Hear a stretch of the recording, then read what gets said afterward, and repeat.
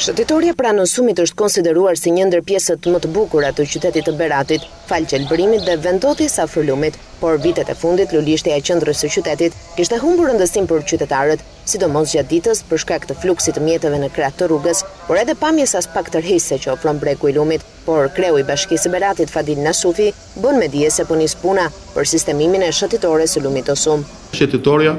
buz lumit të Sum, që fillon nga restorant Palma në drejtim të universitetit dhe është një projekt shumë i bukur që